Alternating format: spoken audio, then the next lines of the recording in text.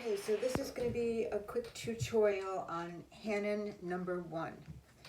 Okay, so Hanon number 1 is the first in a series of 60 exercises. If you have not read the introduction to Hanon, you should probably read it. It's quite long, but it was written, well, it's like 120 years ago now. So he tells you what the purpose of these exercises are, and how they help your hands and individual fingers, and how each one of these is slightly different. Okay, so this is number 1, and it says exercise 1 gives practice in stretching the 4th and 5th fingers of the left hand while ascending, and the 4th and 5th fingers of the right hand descending. Okay, so there are several ways you can practice this, but at the beginning you should practice it legato, just legato. So, okay, so the right hand is going to, you skip up a third and then go up from there. So it's...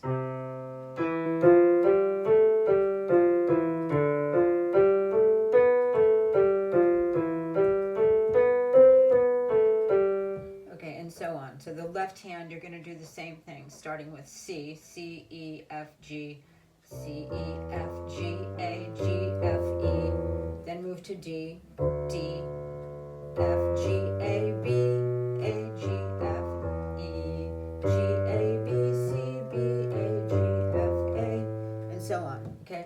So that's what you're going to do.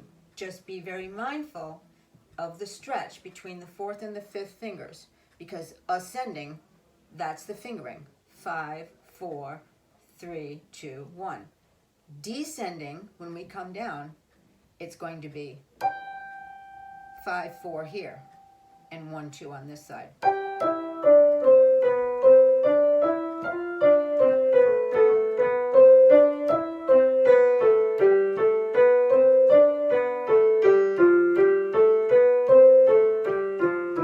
Okay, so you want to play it like that. You want to play it legato. I'm not sure what that tempo was, but the metronome marking, Maitzel's metronome marking there says the quarter note is 60 to 108. I would start just as slow as you possibly can do it, because you want to exercise here. Speed is not speed and agility. I mean, eventually, you know. Eventually we play them fast, but that's why there's a range there. You start slowly. So you need to start very slowly.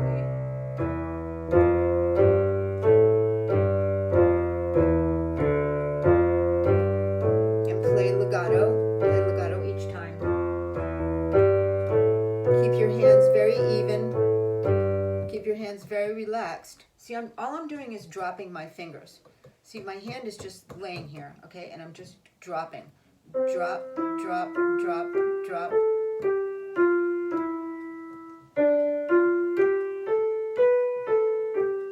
So that's how we play. I'm just noticing that my elbows are quite low, which is why my hands are not up in the right position. My hands should be more like this. And I'm compensating for it by raising my wrists, because I have a lot of experience playing on pianos and benches that don't always match.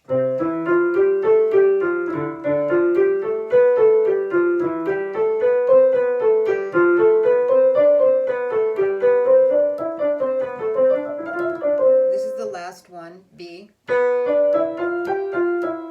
And you can tell it's the last one because if you look at the bottom of page 2, there's a double bar before it says descending, and every one of these is written in exactly the same way.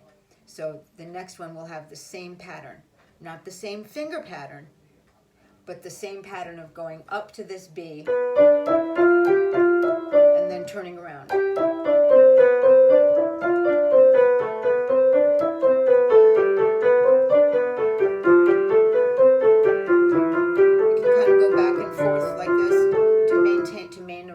Technique. Go back and forth.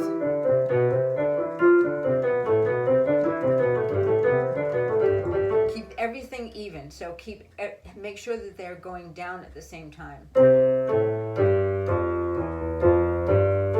So you're not hearing, you don't want to hear that. They've got to go down together. G is the last one. G, E, D, C, B, C, D, E, C. And pay attention to the fingering in the last measure, because you have to end up on C, because that's the end.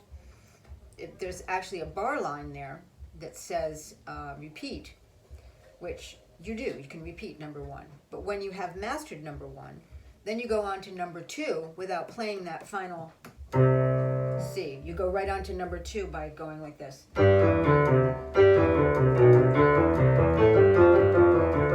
That's number 2. I think that was number 2.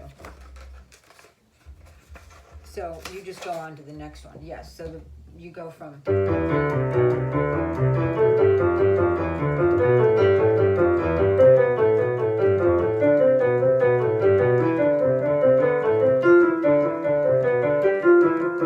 So this is really preparing your hand for a trill. That's what this is.